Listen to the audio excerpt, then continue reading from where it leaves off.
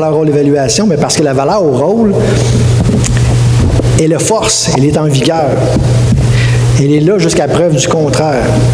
Donc, quand on dépasse du demande de révision, et là, je ne veux pas être dur, mais c'est important de le dire néanmoins, ce n'est pas parce qu'on soulève que ce n'est pas bon, que c'est nécessairement pas bon. Il faut aussi avoir les motifs de dire qu'elle n'est pas bonne, la valeur, à ce moment-là. Donc, le fardeau, oui, appartient au requérant de démontrer que la valeur au rôle n'est pas représentative. Mais évidemment, on va vous accompagner là-dedans. On n'est pas là, évidemment, ce n'est pas un système qui est opaque, on est là pour vous accompagner. Ah oui, attends. Autre élément important, la hausse ou la baisse. Souvent, on l'a dans les demandes de révision.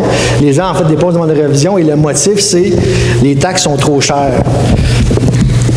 On est empathique au fait que le fardeau fiscal est élevé. On est tous des payeurs de taxes, tous et chacun.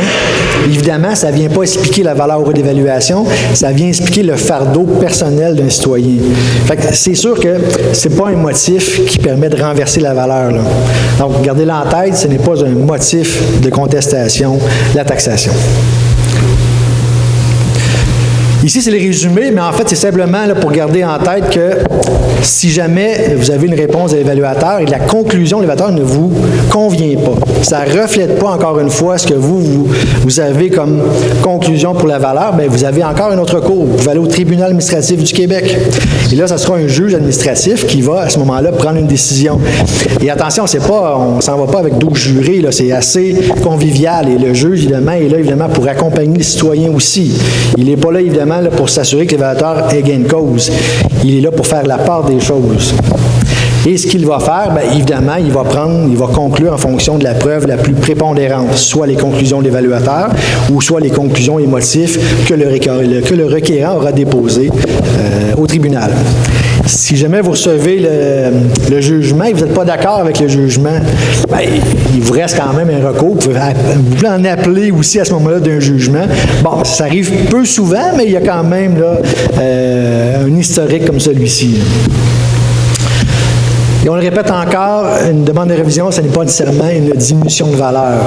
C'est le reflet des nouvelles conditions de marché en fonction de l'état de votre propriété. Questions et réponses. Donc, avant d'arriver aux questions, évidemment, on a fait déjà une synthèse des questions qu'on reçoit souvent au niveau des rôles d'évaluation. Je vais aller assez rapidement pour que vous puissiez poser vos questions, mais pour ce qui est de la première, au niveau des variations qui sont assimilées, donc les variations qui ne sont pas uniformes sur un territoire, on l'a déjà répondu. Évidemment, c'est parce qu'on fait du travail sur l'ensemble du territoire et parce qu'on doit refléter les comportements spécifiques à un secteur aussi. Donc, ça ne sera jamais homogène partout. Maintenant, bien, pourquoi une propriété qui est achetée en 2020 puis on l'évalue beaucoup plus cher? Bien, évidemment, dans le cas présent, le 2020, c'est assez loin, mais le marché continue à progresser et on reflète les nouvelles conditions. On se rappelle, 1er juillet 2024. Ça, ici, elle arrive souvent. Mon voisin, il a une maison identique à la mienne, mais d'évaluer moins cher que la mienne. Oui, ça l'arrive. Si, exemple, vous avez construit vos propriétés en même temps, vous finissez votre sous-sol, votre voisin ne finit pas son sous-sol. À l'extérieur, elle paraît identique, mais là, des composantes qui peuvent être différentes, qui amènent une valeur qui va être différente entre chacune d'entre elles. Donc, ça peut amener cette distorsion aussi. Ou à l'inverse, votre voisin a complètement terminé sa maison, vous pas, mais le relevé n'est pas encore fait de sa propriété. Et là, vous voyez là, qu'il y a une iniquité qui est présente. C'est peut-être une question de délai avant que le rôle, évidemment, soit corrigé avec les améliorations qui ont été effectuées sur la propriété, là. Un autre élément aussi, ben là, je viens d'y répondre aussi au niveau de la rénovation pour celle-ci. Autre élément aussi, on le fait souvent, mon terrain est évalué plus cher que mon voisin au mètre carré. Donc là, on prend notre superficie, on a un terrain qui a, je ne sais pas moi, qui a 40 000 mètres, notre voisin a un terrain de 4 000 mètres. Puis là, quand je le divise, ben je n'ai pas le même taux. Oui, effectivement. Parce que le taux n'est pas nécessairement le même. Si dans un secteur donné, les règlements de zonage ne permettent pas de faire un usage supplémentaire du terrain qui est plus grand, bien, il est fort possible que le terrain excédentaire, là, il n'y a pas une si grande valeur que ça à ce moment-là. Là, je suis allé grossièrement avec 40 000 mètres, là, mais on pourrait faire l'exemple plutôt, exemple avec 4 000 mètres et 6 000 mètres ou 8 000 mètres. Bien, à ce moment-ci, le zonage, exemple, vous dit, bien, écoute, le lotissement, c'est uniquement des lots de 10 000 mètres, mais que vous ayez 8 000 mètres ou 4 000 mètres, je peux bâtir une maison ici, je peux bâtir une maison sur l'autre. L'avantage de la superficie excédentaire n'est pas vraiment plus grande entre les deux à ce moment-là. Et là, je vous dis cet élément-là, mais dans un autre secteur, ça pourrait être différent. Cette conclusion-ci, elle est fonction du comportement des acheteurs et des vendeurs. Ce qu'on constate pour votre rôle qui est déposé actuellement, c'est que les acheteurs dans les secteurs où les lotissements, évidemment, ne donnent pas plus d'avantages, bien, on constate que les propriétaires ne paient pas beaucoup plus cher pour la superficie excédentaire si on ne peut pas faire un usage qui est supplémentaire comparativement à l'autre. Donc, faites attention en comparant le mètre carré des différents emplacements.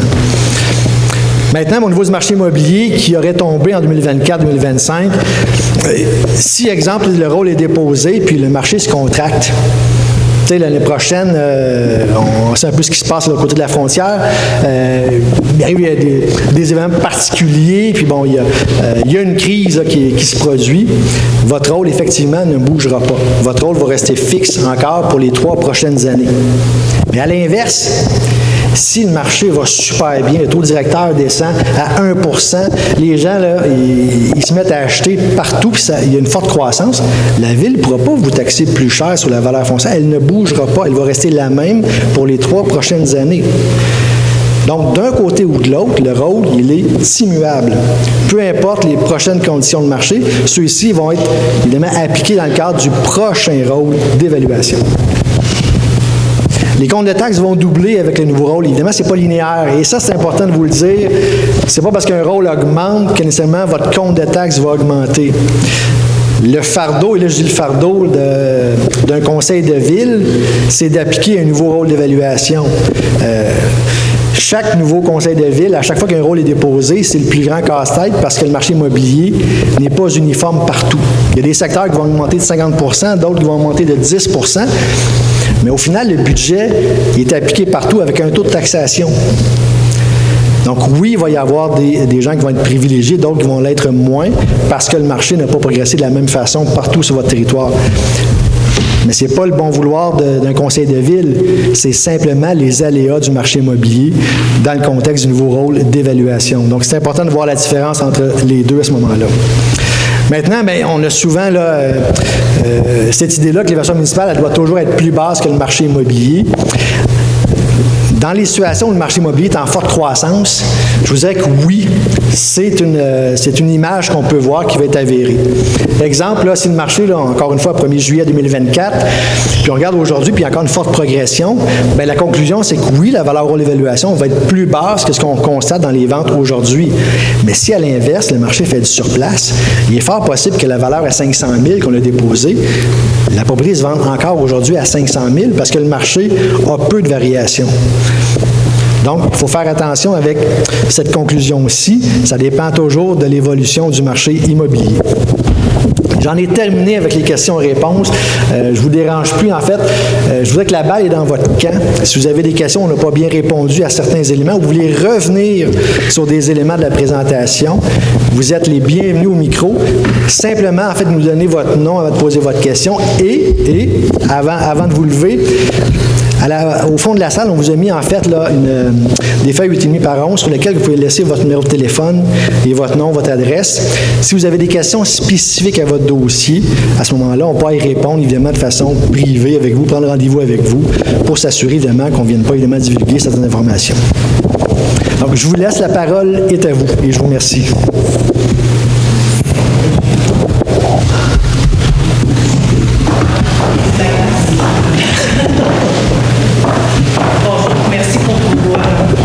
Renseignements. C'est beau, je suis grande. OK. C'est correct. Merci. J'ai pris quelques notes. Vous avez parlé d'une augmentation Hélène Carrière.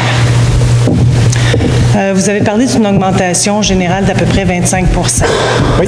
J'imagine que ça se traduit avec une augmentation de revenus pour la Ville, peut-être pas de 25 %, mais d'une augmentation de revenus. En fait, je vais répondre à cette question-là. Merci, David. En fait, ça c'est en fait au moment de l'adoption du budget, ça, il n'y a personne actuellement qui peut répondre à cette question-là. Par le passé, il y a certaines municipalités qui maintiennent le taux de taxation, puis il y a d'autres municipalités qui vont baisser le taux de taxation. Donc, c'est sûr que dans des années où il y a une révision du rôle,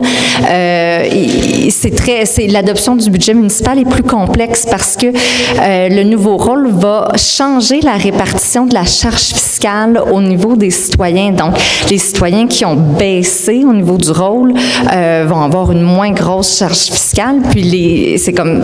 Puis je ne parle pas d'un citoyen versus un autre. Non. En général, oui. Votre budget, si j'avais à gager, votre budget serait plus élevé. Oui. Bien, écoutez, moi, je m'appelle Catherine, je suis préfète de la MRC des Pays d'en haut. Donc, moi, je ne suis pas en charge du budget de la municipalité de Saint-Adolphe.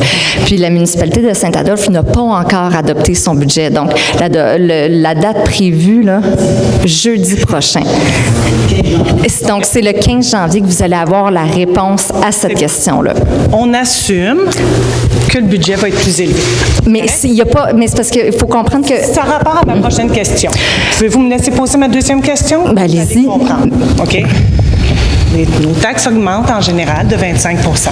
On assume qu'il y aura plus de revenus au niveau de la ville. Malgré tout ça, des secteurs qu'on dit rural, OK, donc pas le centre, l'augmentation était 79 % que vous avez mentionné. OK? Je fais partie de ceux-là. Je suis plus que 79. Mais ce n'est pas une question personnelle. C'est une question de dire les services qu'on a du côté rural ne se comparent pas du tout avec ce qu'il y a au centre-ville. Les rues sont chaotiques, les voitures se brisent. Faites quelque chose, vous avez plus d'argent, faites quelque chose. Moi, je suis plus capable. J'ai passé hier soir, là, je ne sais pas combien de trous j'ai eu. Ce matin, l'eau passe par-dessus la rue, bord en bord, à certains endroits. Faites quelque chose.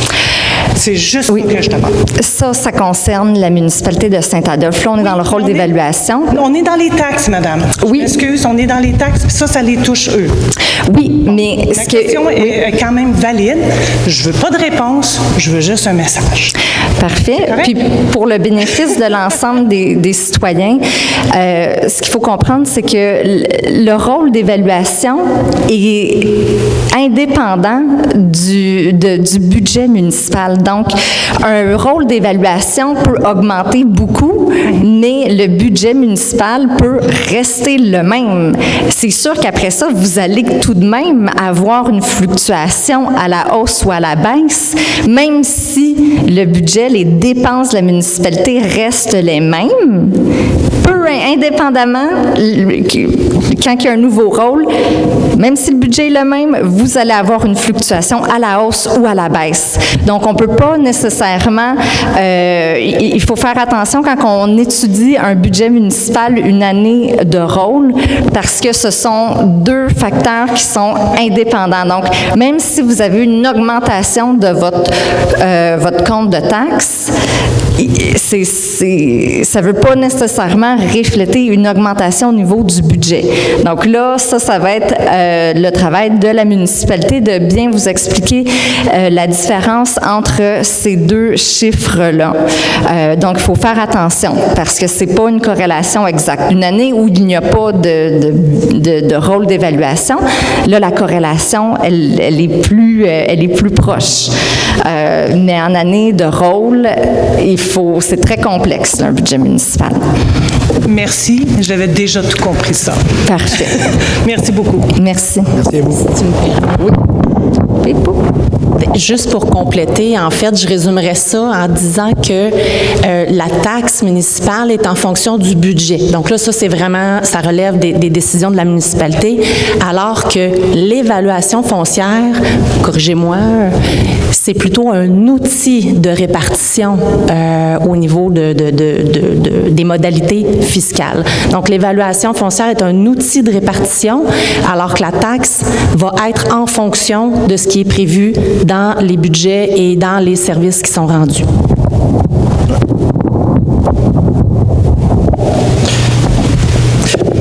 Je juste aller au micro si vous voulez. Oui, merci. C'est parce que dans l'enregistrement, on ne vous entendra pas. Alors, bonjour. Bonjour à vous. Mon nom est Éric Pagé-Chavary. Sans entrer dans les calculs techniques, juste pour clarifier ma compréhension sur la mécanique de réévaluation. Oui. Mettons que j'ai un terrain vacant et puis il y a une certaine évaluation X qui a été établie au rôle précédent. Oui. Lorsque vous allez faire l'évaluation pour le nouveau rôle, en considérant les spécificités de ma catégorie, on va parler d'un pourcentage d'augmentation. Non, en fait, votre question, elle est... ça veut dire que je n'ai pas bien expliqué, et je vous remercie beaucoup de votre question. En fait, là, dans le cadre du nouveau rôle d'évaluation, votre terrain à vous, on le conserve, parce qu'il fait partie de votre dossier de propriété, Oui. mais tout ce qui est calculé est effacé. Tout ce qui est inscrit au niveau qui est en lien avec les conditions de marché, on l'efface au complet. Tout ce qu'on conserve, c'est les données techniques de votre terrain à vous.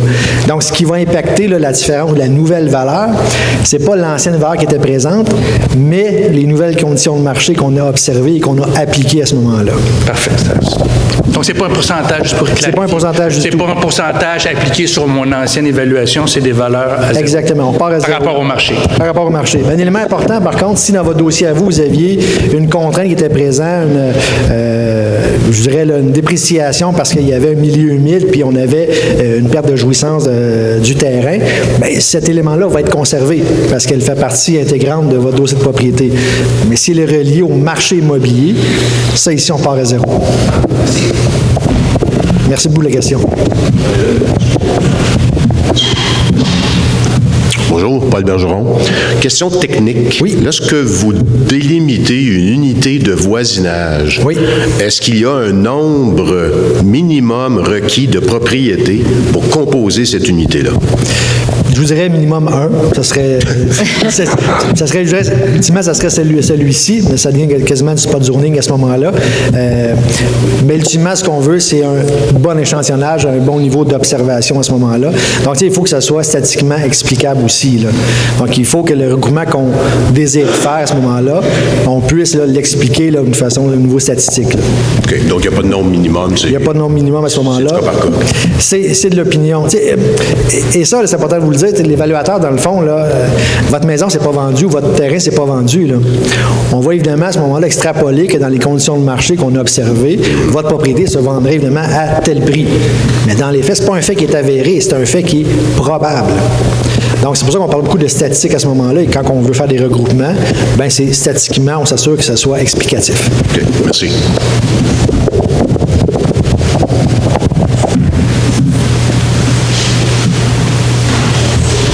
Est-ce qu'il y a d'autres questions?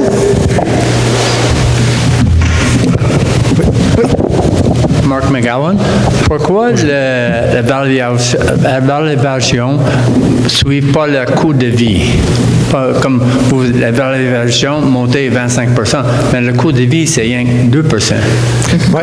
Pourquoi ne pas suivre le coût de vie? En fait, là, il y a deux façons de répondre à votre question parce que je pense que dans votre question, il y a probablement une question sous-jacente aussi.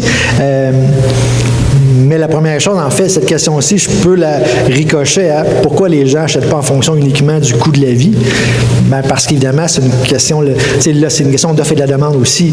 Donc, c'est les gens qui sont libres d'acheter et de vendre à ces prix-là à ce moment-là. Et c'est ce qui, si on veut, le propulse ce marché immobilier-ci. Maintenant, mais le coût de la vie, bien, c'est souvent là, le plus grand casse-tête fiscal pour les villes. Bien, eux, ce qu'ils veulent, évidemment, c'est que suite à cette augmentation-là du rôle d'évaluation ou du marché immobilier, bien, eux, ce qu'ils veulent appliquer, bien, c'est des budgets souvent qui vont suivre une certaine capacité de payer, mais dans une gymnastique qui est particulière, avec un rôle d'évaluation qui est en dents de scie, parce que malheureusement, le marché n'est pas homogène partout, là. Est-ce que c'est juste, David, de dire que le taux d'intérêt influence davantage le marché immobilier que le coût de la vie? Oui. En fait, les taux de financement, les financements, surtout au niveau résidentiel, dans certaines... Puis là, toujours faire attention qu'on généralise, mais pour des propriétés, je vous dirais, en deçà là, du $1 million, là, oui, les taux hypothécaires vont évidemment fortement influencer. Donc, quand il y a des hausses du taux directeur, oui, on va voir évidemment là, rapidement là, des comportements qui vont changer au niveau du marché immobilier là, dans les secteurs résidentiels, mais on arrive à certaines strates de valeur où ces variables-là ont beaucoup moins d'importance aussi, là.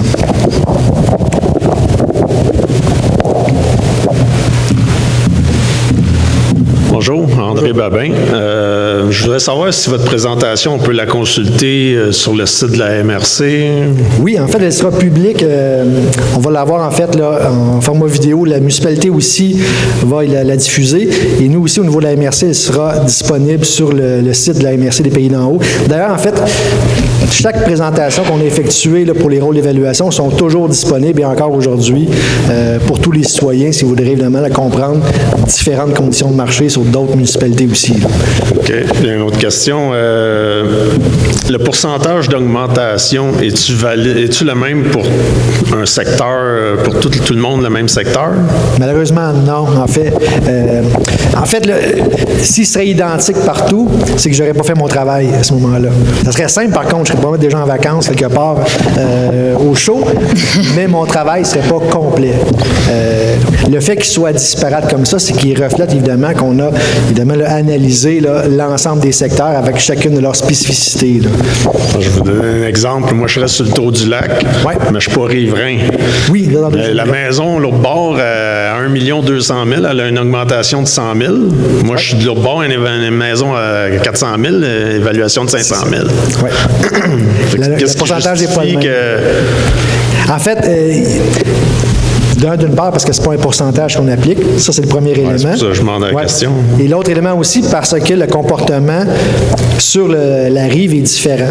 Donc, il y a certains secteurs du lac, puis là, le lac est quand même assez grand. Il y a certaines portions du lac où la variation est totalement différente. Et dans d'autres, le marché était déjà à la parité avec les valeurs au rôle d'évaluation. Donc là, on voit des mouvements qui sont, je dirais, beaucoup plus stables.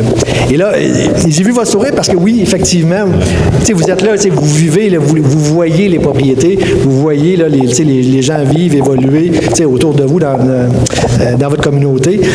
Il y a peut-être même des éléments qu'on n'a pas dans ces dossiers-ci parce qu'il y a un maintien d'inventaire en fait qui est à faire, en fait qui fait partie d'un calendrier, puis qu'éventuellement vous allez voir qu'il va y avoir une forte distorsion qui va se faire avec ce que vous avez observé, exemple de rénovation ou autre, puis vous voyez que la valeur ne fait pas de sens avec ce qu'on a au rôle d'évaluation parce que c'est pas présent encore dans notre rôle d'évaluation.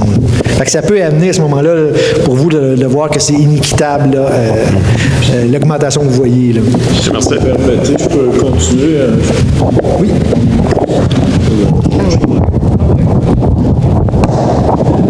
Bonjour, mon nom, c'est René Martin, Saint-Adolphe-d'en-Haut. Hein? Quoi? Si vous me permettez, je veux terminer une réponse pour monsieur précédemment. C'est que le marché à 400 000 aussi pour un acheteur est toujours disponible, est toujours accessible, donc un intérêt supplémentaire.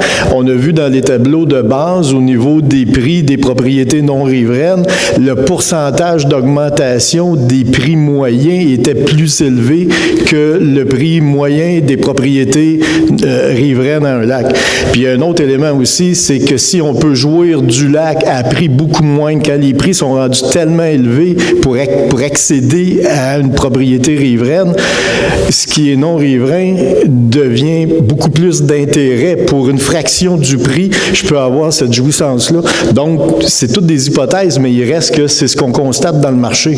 Ça fait que c'est pour ça que la comparaison des valeurs ou des variations de valeurs entre nos propriétés devient dangereux. Le territoire de la municipalité, il est divisé en 183 unités de voisinage, 183 secteurs dans le but de comparer des pommes avec des pommes tout le temps pour être en mesure d'avoir le résultat le plus représentatif possible.